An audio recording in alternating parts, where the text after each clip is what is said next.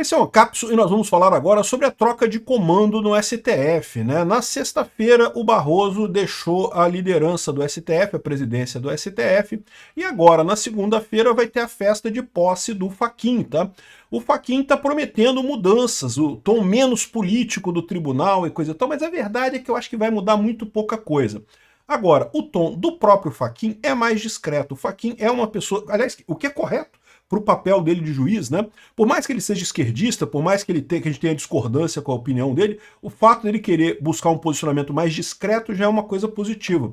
E ele fez, inclusive, alguns movimentos que indicam que a palavra dele é essa mesmo. Por exemplo, ele recusou a doação de um banquete de festa para a posse dele. Uma associação de advogados de não sei aonde, a gente vai ver aqui. Eles ofereceram para fazer um grande buffet de posse com, né, bebidas e coisa e tal. Ele falou que não, que vai ser só institucional, água e café que vai ter na posse dele lá no STF. Isso é uma coisa positiva, né?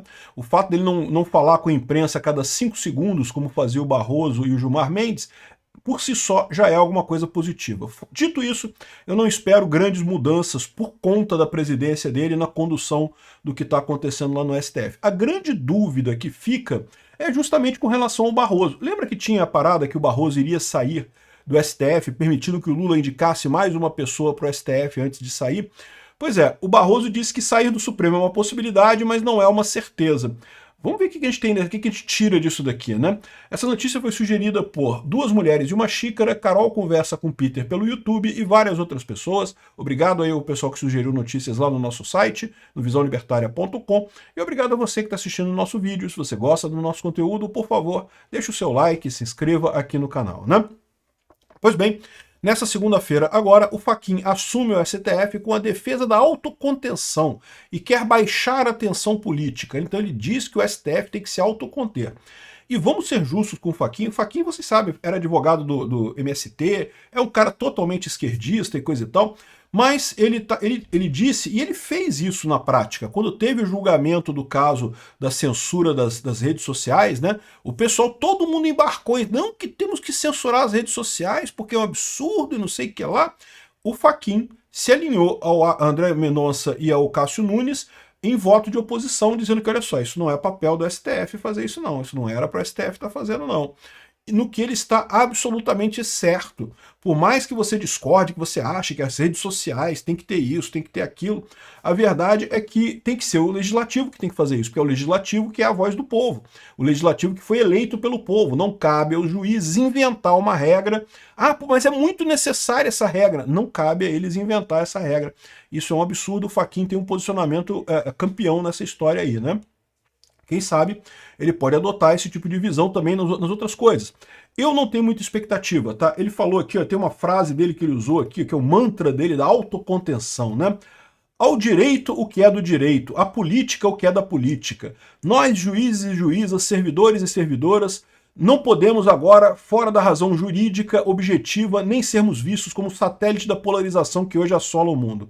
E isso daqui é uma coisa que, beleza, muito bonito. Adoraria que ele realmente tomasse decisões nesse sentido, né? Então, pô, tem que alinhar com o Fux lá, pô, não tem prova nenhuma da condenação do Bolsonaro, mas vocês sabem que tipicamente esse tipo de declaração é assim, ah, não, mas o caso do Bolsonaro é porque foi golpe, então tem que condenar mesmo, não sei o que lá e coisa e tal. Entenderam, né? Não que a gente não vai fazer política, isso não é política, porque tá fora da política. O golpe tá fora, não pode. Como o Bolsonaro fez um golpe que não tá aprovado em lugar nenhum, que não tem nenhuma indicação de que ele tenha realmente executado golpe algum, ou seja, uma coisa que caçaram coisas para ver ali, não, um documento no celular de fulano fazendo não sei o que lá. Enfim, é um negócio absurdo essa condenação do Bolsonaro, mas, de novo, não esperem que esse dizer dele aqui, que ao direito que é do direito, à política que é da política, é que isso se reflita em alguma mudança de posicionamento. Tem outro aspecto também, que é o fato de que o presidente do STF, na verdade, não manda nos outros ministros, tá? O presidente do STF, ele preside o STF apenas do ponto de vista administrativo, né?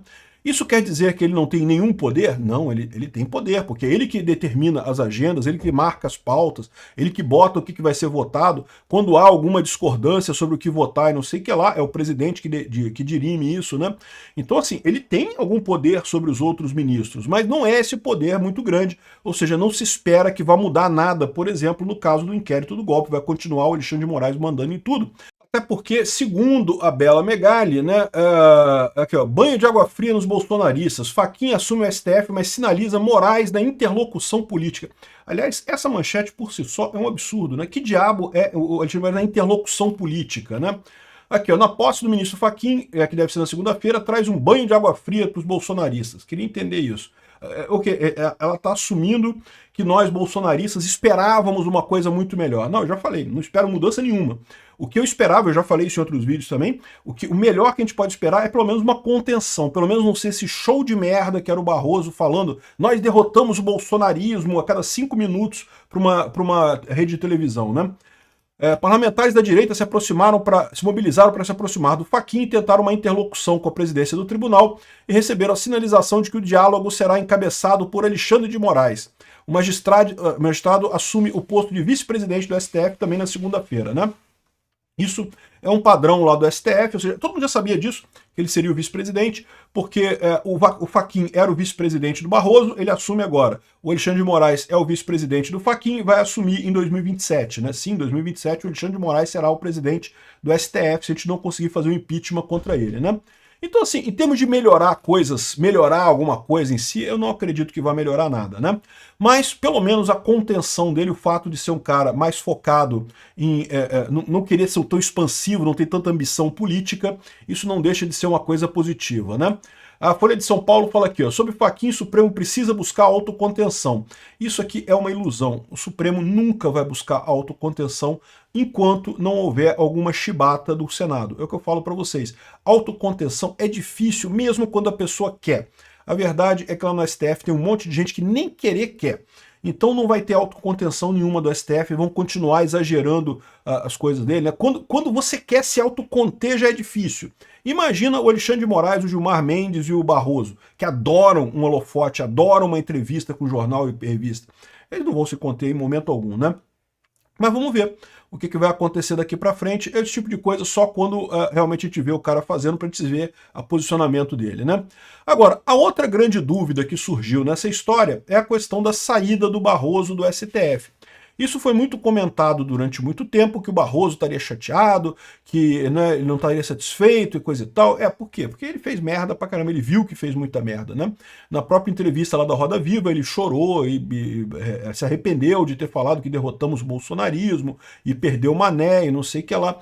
É aquilo que eu falo para vocês, esse pessoal achava que o bolsonarismo era uma pedra no caminho. Não, é um problema, um probleminha pra gente resolver e acabou. E eles estão vendo agora que não é, que o bolsonarismo vai continuar por muito tempo, não vai ter pedra no caminho, não vai parar. Né? E agora esse pessoal está começando, não, porque foi um erro, não sei o que lá. Não, se fosse para só dar um chute na pedra, não era um erro, mas agora que eles viram que não é uma pedra, que é o caminho inteiro pela frente deles, eles estão mais preocupados com isso, né? E daí, sair do Supremo, eu tenho certeza que o Barroso adoraria sair, mas só que agora as contas mudaram. Por O Barroso recentemente deu essa declaração aqui. O Barroso disse que teve convite de universidade dos Estados Unidos, mas que vai ficar no Brasil, né? Então, veja, o papo que havia desse negócio da saída do Barroso é que o Lula iria indicar ele como diplomata, né, como embaixador em algum país da Europa, ou até no próprio Estados Unidos, e daí ele ficaria como embaixador, e com isso, né, seria o prêmio que ele receberia. Por quê? Porque ele está dando um presente para o Lula, ele está dando mais uma vaga no STF para o Lula indicar. E o Lula certamente ganha poder político com isso, né? Lembra que poder político, você pode indicar uma vaga, vai ter um monte de gente querendo paparicar o Lula. Não, indica fulano, indica Beltrano, indica não sei o que lá, coisa e tal. O Lula passa a ter mais poder político, né? Porque aí o Lula pode falar, beleza, eu indico fulano se tu fizer tal coisa. Indico Beltrano se tu fizer tal coisa. Enfim, havia realmente essa possibilidade. Eu não tenho dúvida nenhuma que o Barroso pensava mesmo em sair. O que mudou o cálculo do Barroso agora? Justamente as ações do Trump contra o STF. Por quê? Porque até então ele achava que saindo do STF, ele se livraria desse assunto, que não seria mais marcado por isso. Mas agora ele já viu que não vai ser assim. E mais do que isso, ir para os Estados Unidos ele já não consegue. O visto dele já foi vetado. Para a Europa, ele pode ir ainda, mas ele sabe que agora ficou tudo mais arriscado, tudo mais complicado. Como é que ele vai aceitar um cargo diplomático se ele não pode viajar para os Estados Unidos? É uma coisa complicada. Ficou realmente mais complicada a situação do Barroso. Ele próprio disse que tem muita ligação com os Estados Unidos, que teve convite de universidades e coisa e tal. Então, o que eu acho que vai acontecer é que ele vai ficar até para a própria proteção dele. Entendeu? Porque o que acontece nesse caso? Veja, o Alexandre de Moraes, ele sacaneou o Brasil inteiro e recebeu uma punição. E agora, o que garante que essa punição não vai muito longe é justamente o fato de que ele é ministro do STF. Por que o Banco do Brasil ainda não encerrou a conta dele? Porque ele é ministro do STF. Se não fosse, se fosse outra pessoa qualquer, já teria encerrado a conta dele há muito tempo. E aí o Barroso pensa a mesma coisa. Ih, rapaz, se eu sair agora do STF e enviar uma Magnitsky para cima de mim, o Banco do Brasil não vai nem pensar duas vezes de cortar minha conta corrente, porque pô, agora eu não sou mais nada, não tenho mais poder de nada. Então, entendeu? Essa é a conta. Eu não descarto que o Barroso queria mesmo sair do STF. Eu acho que agora ele não sai, não. Pode ser que eu esteja enganado, pode ser que ele realmente saia, né? Mas em um determinado momento o pessoal estava falando já como certo dele sair. E agora ele está dizendo que não é uma certeza. Realmente eu acho que... Aqui, eu farei uma reflexão profunda sobre antecipar a saída do STF. Mas não disse que vai sair. Também eu digo outra coisa. Se ele for sair, ele vai querer sair agora, nos próximos dias. Se ele deixar isso para o ano que vem, duvido que ele saia ano que vem por um motivo muito simples. Se ele sair ano que vem, o Lula perde tempo para indicar uma pessoa. É verdade que tanto o Senado, né, o Senado quer muito aprovar isso daqui, por quê? Porque o senador quer marcar que ele que aprovou aquele ministro do STF, né, que ele pode cobrar a favor do ministro depois, né? Mas a verdade é a seguinte, vai ter uma pressão muito grande para as eleições já começam. Ano que vem, chegou em julho, meu amigo, acabou o Brasil, ninguém mais fala nada no Brasil que não seja eleição, né? Então, se ele deixar para sair muito em cima da hora, o que vai acontecer? Há o risco do Congresso, do Senado, não aprovar a indicação do Lula para a vaga dele, e com isso a vaga ficar para o próximo presidente. Não sei, existe essa chance. Pode ser até que a oposição se una para bloquear a pessoa que foi indicada pelo Lula para não passar, né? Vamos ver o que vai acontecer. Eu já falei para vocês que a saída dele não é trágica para a direita, porque o Barroso está para sair em 2033. Então o próximo presidente não vai afetar, vai continuar tendo 3 cadeiras para trocar, né? Mas é lógico, o Barroso hoje, ele é até pró-Lula, mas não é tão pró-Lula. Agora, ele é muito pró-mercado. Isso é o problema. Aliás, isso é um problema também para o Fachin, tá? O Fachin, a gente tem falado muito sobre a questão do Bolsonaro e coisa e tal, isso não muda nada. Mas na questão de regulamentação trabalhista, meu amigo, se prepara, você que trabalha de Uber, que trabalha de entrega, vocês estão fodidos, meu amigo. O Fachin vai dar um jeito de obrigar a CLT para todo mundo e ferrar o mercado de trabalho do Brasil. O Fachin vai fazer de tudo para tentar acabar com esse negócio de terceirização. E se o Barroso sair, aí, meu amigo, o Lula vai indicar alguém que vai ser super esquerdista e aí acabou. Aí esquece trabalho de aplicativo. Acabou, já era. Obrigado por assistir o vídeo até o final. Além de curtir, compartilhar e se inscrever no canal, considere se tornar patrocinador com valores a partir de R$ 1,99. Clique no botão Seja Membro abaixo para saber as condições e vantagens de patrocinar o canal. Mais informações sobre o nosso projeto, visite nossos sites indicados na tela.